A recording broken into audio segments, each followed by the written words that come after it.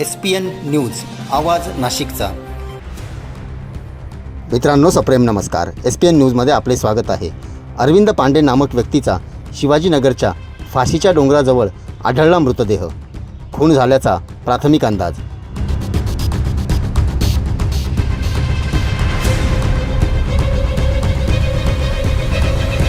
सविस्तर वृत्त असे। नाशिकच्या छत्रपती शिवाजीनगर भागातील फाशीच्या डोंगराजवळ अरविंद पांडे नामक व्यक्तीचा मृतदेह आढळून आल्याची घटना समोर आली आहे। खून झाल्याचा प्राथमिक अंदाज वर्तविला जात आहे। याबद्दल अधिक माहिती अशी की अरविंद पांडे वय वर्ष 38 ही व्यक्ती काल रात्रीपासून बेपत्ता होती। ती सातपूरच्या स्वारबाबानगर परिसरातील रहिवासी असून शिवाजीनगरला आत्याच्या घरी गेली असल्याचे समजते आहे।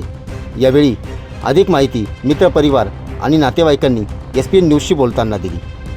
नाम दुर्गेश अनिल पांडे है।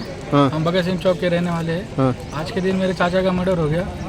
वो शिवाजी नगर में थे, उनकी लाश हमें मिली। प्रशासन ने हमें फ़ोन करके इन्फॉर्म किया, उस जगह पे बुलाया, उन्होंने हमको दिखाई बॉडी।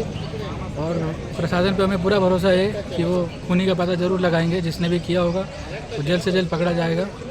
क्या नाम है उनका? उनका नाम अरविंद पांडे है और वो 38 साल उनका है उम्र था और कल रात से लापता थे वो। कहाँ पे हुआ ये हादसा? ये हादसा शिवाजी नगर के पीछे हुआ, फांसी डोंगर के पास।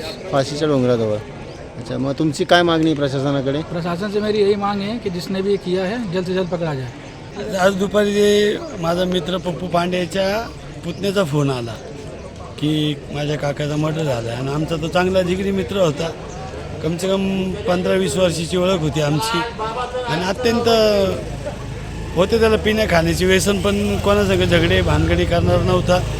आमची हीच विनंती का आरोपीला लवकरात लवकर पकडून त्याला कठोर शिक्षा झाली पाहिजे, एवढीच आमची विनंती प्रशासनाकडे। SPN न्यूजसाठी प्रतिनिधी सोहेल खान।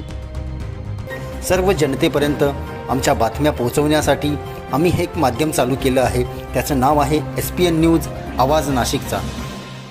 आमच्या या चॅनलला आजच सबस्क्राईब करा आणि बेल आयकॉन प्रेस करा।